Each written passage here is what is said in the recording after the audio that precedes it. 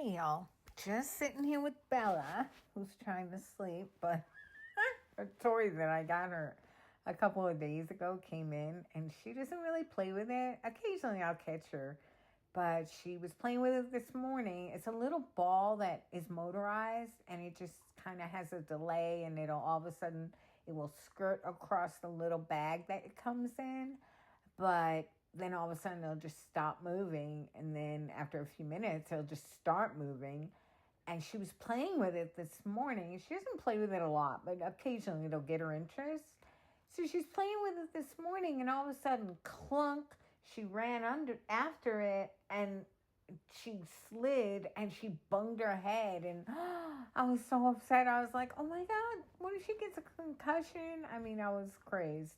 So I went and took that foam stuff that, like insulation for piping, and I put it under the bureau. So hopefully if she plays over there, she won't conk herself on the head. But anyway, so then I'm going to get rid of that toy, I'm pretty sure, because she was laying here so cute and so comfortable. And we had just played the theme song to Bossy's Texas Chicks channel. She loves that song.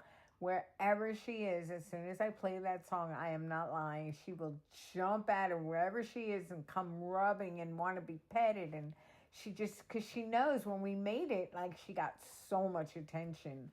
And so she's just so used to that song and she just loves it. Well, anyway, so she comes and lays down with me and she was vibing on that song. And then the song ended and she was just laying here. And she fell asleep and she was so comfortable. And all of a sudden, that stupid toy started crinkling so loud. And Bella's a really sound sleeper, but I think certain noises can disturb her. So that noise, just out of nowhere, she shot up like a cannon. And it was just like, oh my God, like going to give her a heart attack. So I think we're going to have to get rid of that toy because between her bunking herself on the head and almost having a concussion and then scaring the daylights out of her, I don't think it's the best toy. So that's that. But anyway, so I was just thinking about it blows my mind. It blows my mind, all the grifting that goes on YouTube. And, it's not always grifting. And that's the thing that I don't like when I hear so many, because I'm the one that went out and was like ringing the bell about this like 3 years ago, I think. Or 2 years ago, whenever Super Chats started coming across the screen, I was like, what is this? What is this? Because first of all, my channel never monetized and it never will be monetized. And it's not because I'm such a saint or anything. It started way back in the day. I used to do reviews of phones and I used to root phones with, new skins that came for Android. And I would spend so much time showing off my skins. I mean, my channel's like almost 20 years old. You can go back and look at some of the earlier ones, but why would you? But it's just amazing to me when back in the day, this was before anyone ever even used the word brand to be affiliated with their name. It was just, a big thing. It was coming. And really what was out mostly back then was like family blogs. And I just, and people, they never, ever would dream of asking you for a penny. They just would get their AdSense checks from YouTube and, it was sufficient because people were nowhere near as greedy as they are now.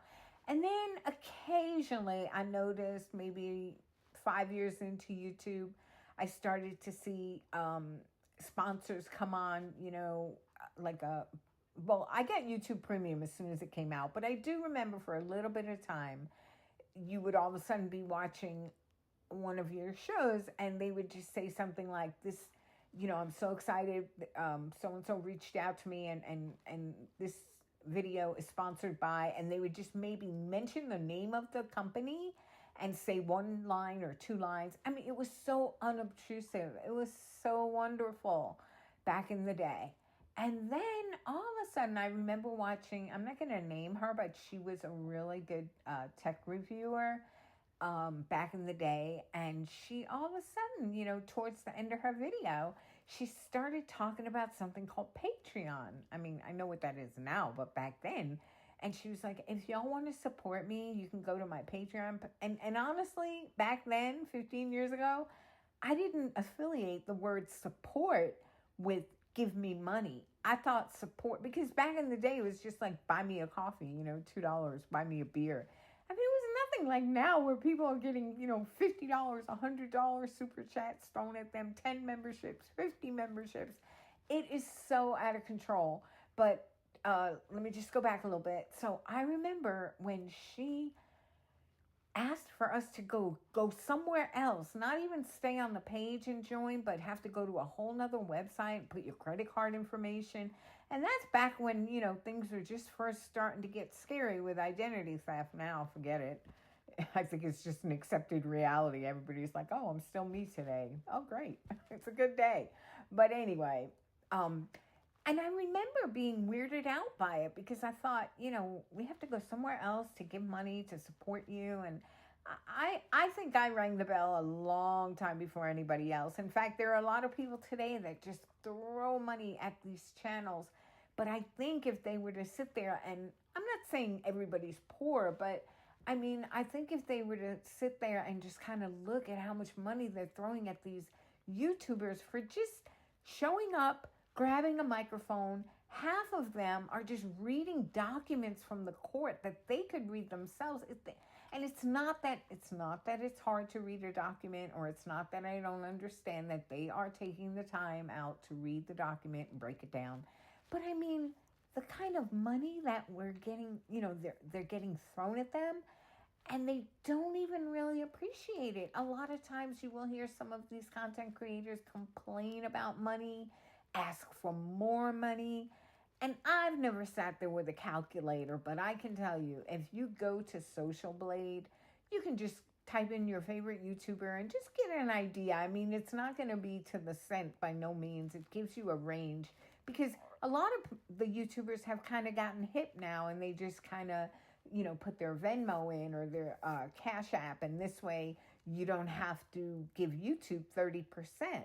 And I do agree that taking 30%, YouTube taking 30% is a lot. I just don't think they deserve that much. If people are going to be that generous and give to their favorite content creators, I don't think YouTube should get 30%, but nobody asked me. But anyway, I just think it's so out of control. I mean, I'm watching this one YouTuber right now, and I gotta say, I try to, she's kind of new, and she doesn't really understand the way it all works. And, I feel, and I always have felt, that YouTube monetization is the devil at work, because it's the type of phenomenon that you're not even prepared for. It's like 1 minute you show up to make your YouTube channel, you get so excited, you decorate it, and then you're watching and people start watching and you're like, oh wow, I've been there. I'll go back to that. I did think about monetizing way back when, maybe 15 years ago, when I first started reviewing phones or whatever. And I didn't want to make a living at it. I knew I never could do that. But I thought, oh, that would be nice, get a little check every couple of, weeks or whatever. And so I looked into it, and I saw that the quality, you have to start setting up a studio. You don't have to. A lot of people do low quality vids, but I wouldn't be able to do that. If I was going to try to accept money from people, I'd want to really be putting the work in. So I would want to set it up with the studio and with the right ring lights and so many things that I didn't understand. Compression videos, and then editing. Oh my gosh. I've tried editing, and it is the most tedious, most confusing practice. I cannot edit a video. Whenever I go to trim a video, all of a sudden I wind up with the part that I didn't want, and the part I wanted was chunked in the garbage, and I have to fish it out and do it over, and then I do it wrong again. And if anything, I could use me trying to edit as the comedic value part of my show, because I can't get it. I don't know if I was ever dropped on my head a couple of thousand times, but the way that I can't connect dots, and as soon as I do one step of something, I go on to the next step, and then I was like, oh, wait a minute, what step was that? Was that the second step or the third step? I mean, it's just a comedy of errors. So I knew early on that I was never going to monetize because I was not going to be standing behind some subpar product and accepting money, put my hand out for it. I couldn't do that. But I do not stand in judgment of the people that we love. Some of our YouTube content creators are really good. I mean, they're interesting, they're funny, they bring some kind of I don't know, like, the world is so chaotic right now, and everything that's going on out there, and you know, the familiarity and the sense of whatever that you get from watching your favorites, and I get that, and they should be compensated for that. By all means, they should be paid for it. I mean, I think YouTube pays them fairly well, but if they want to get a super chat, I think that would be great, except for the fact that they'll only read your comment if you send it in a super chat. There's a couple of channels that do not do that. They will read all comments, and those are the channels that I like. But I don't understand that. I think that's wrong. And also, I think that it's such a business now that what winds up happening is all of our channels are ruined due to the super chat interruptions. I mean, that's all they are, really. Are people coming now? Not all of them, but a lot of them. All they do is come on to start reading super chats and saying thank you. I noticed it the worst.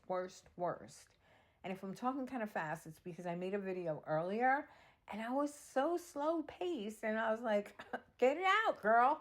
So now I think I sped up, so I wouldn't do that. But anyway, I first noticed it with Lawyer Lee because she was new at this, and she was so humbled by people, you know, throwing so much money at her. I mean, oh my goodness. I liked Lawyer Lee in the beginning, and I'm not going to say I dislike her now, but she doesn't, I don't have anything in common with her now because she's on that conspiracy train. And when she, you know, palled up with Andrea Burkhart, you know, that's their thing. I don't look enough into, as soon as I hear the word conspiracy, or as soon as I hear people questioning the facts on a case that I feel was laid out pretty factually, I'm done. I don't go that route. I'm not saying some things are not, you know, on the off and off, or the down and down instead of the up and up. But man, I don't care for Lawyer Lee's channel anymore. But in the beginning, I did. I loved her when she was still Harvard Lawyer Lee. And then something happened, and they asked her to take their name off of her channel, which I thought was kind of bizarre. But anyway. And then there were just a lot of things I didn't like. But like I said, I'm not here to knock her down, but just the way that the quality of her show went total tanking for me when every other word was about super chats and thank you. That's all she said. She would be like, and then the trial said, and then she'd interrupt and say, oh, thank you so much for that. I really appreciate it. How many times can you hear that where the quality of the show is not just destroyed? So, yeah. So like I said, I feel really passionate about this. I just wish it would level out. Like, the greed would not be through the roof. And here's the thing. I don't know if y'all remember that Katie Kool-Aid debacle. And the thing that is so weird about that is her channel was not monetized. She was only there for the fame and the glory. She was not trying to rip anybody off or anything. And yet she started some small coffee fund. And then when everybody turned on her, they went crazy because of the coffee fund. And I couldn't believe it. I mean, what did they spend? Like $5? And they were going crazy. But meanwhile, I see people giving channels hundreds and hundreds of dollars a month. And I'm blown away by it because I cannot, and maybe I'm wrong, but I don't see how that is sustainable. Maybe you're just supposed to make a lot of money and then get the hell out. I don't know. But